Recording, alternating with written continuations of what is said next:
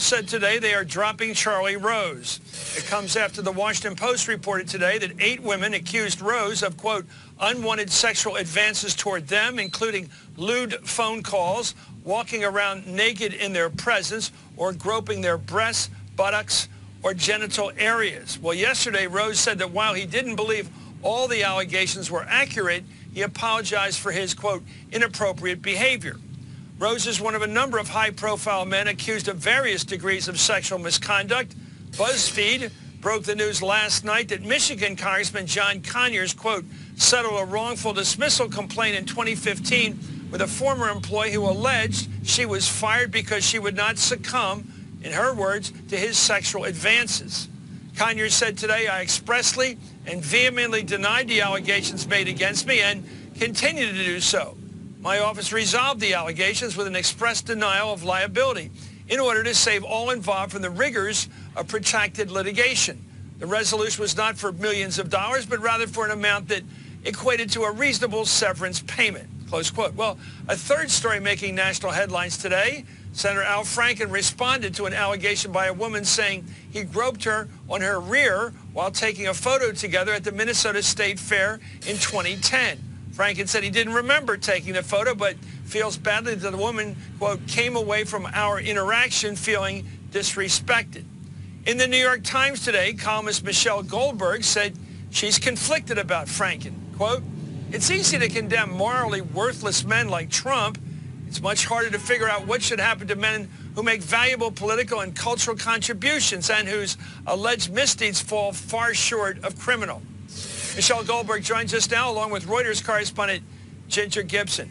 Michelle, I've been reading you in a couple of your columns recently, and I've seen a lot of unusual in these circumstances, true discernment. I think discernment is a term that shouldn't be just for religious thinking, but for secular thinking about people's behavior, bad and good, discerning one from another, looking for the unique, looking for what's different and what's the same, and trying to find at some point, it seems to me, a standard we can enforce across the political aisle. Your thoughts? I think you already have them pretty clear. Well, I don't know if we have found a standard that we can enforce across the political aisle, and that's part of what's so difficult about this moment, right? I mean, part of me wants to say that the Democrats should be the party of no groping whatsoever, and, you know, that this should be a place to draw the line.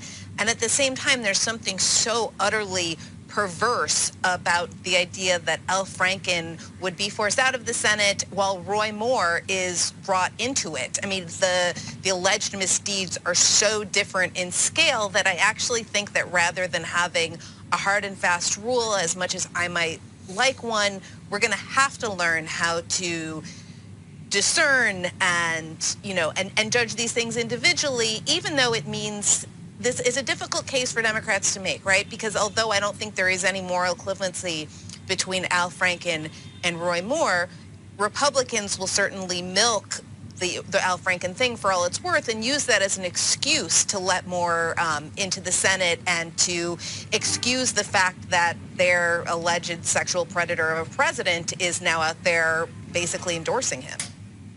Ginger, I wonder whether we in the press can do this. I think we can report, and I do like the graphic nature.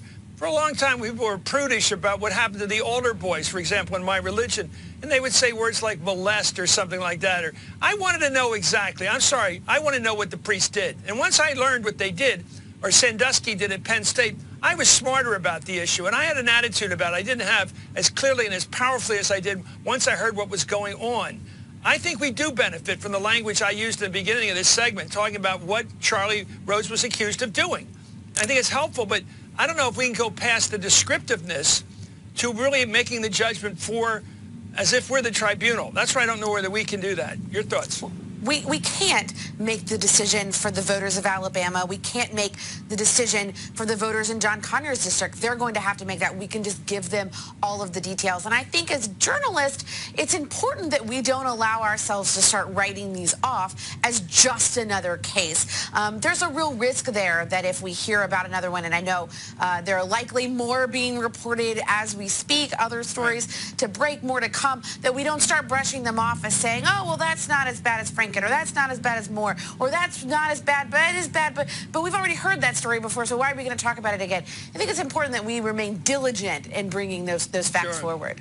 Well, what about discernment? How do we categorize? Do we take a construction worker yelling something he shouldn't at a woman who walks by and compare that to someone who's a predator, who's out to use his power in the office to get sex, to go to bed with someone? I mean, there are discerning differences here, it seems to me. And we have to sort of treat them equally. I think we also need to be aware that we're writing about industries that we have close exposure to, people that we work with, people that we encounter, that we see on a daily basis. We're not writing about industries that don't get this kind of exposure. We're not writing about the chain fast food manager who's harassing his employees, or the guy running a retail shop who's using his power to influence the women working for them. And we also need to make sure that when we're discerning in this way, we're looking at those two, that we're making sure that while the manager of the fast food restaurant might not warrant a story in the New York Times, his employees warrant the same amount of respect that other women do. And it's important, I think, that we remember that as well. Well, let's look at the current situation. Michelle first, then Ginger, because this is real life. The president is talking about Franken. He's talking about Al Franken. In the same regard, the conversation was all around Roy Moore. Is that fair, Michelle?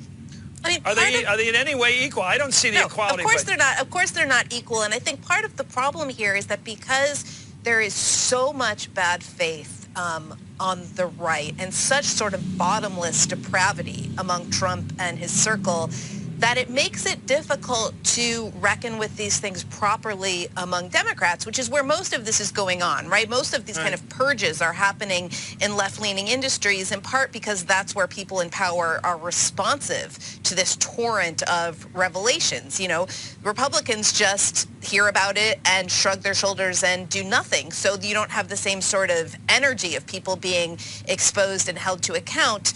One result of that is that you have this hugely disproportionate standard where Democrats and democratic institutions are sort of turning themselves inside out while Republicans are skating blithely forward.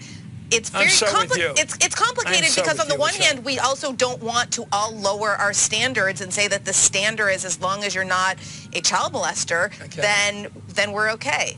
Ginger, can you imagine if Barack Obama had been taped saying what Trump said on the Access Hollywood tape about women's private parts and how he could grab them at will because he's a celebrity? I think he would have been cashiered in about 2 weeks. There's no doubt that almost no one else but Donald Trump could have survived that.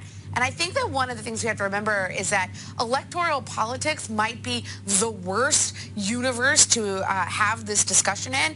There's a lot of rationalizing that can be done. And I think we're seeing that in Alabama, where you could be a conservative and say, okay, maybe Moore was wrong and he did what he's accused of, but he would vote against abortion. And that just matters so much more to me than anything that he might have done. And I think that that rationalization can happen on the left just as easily. And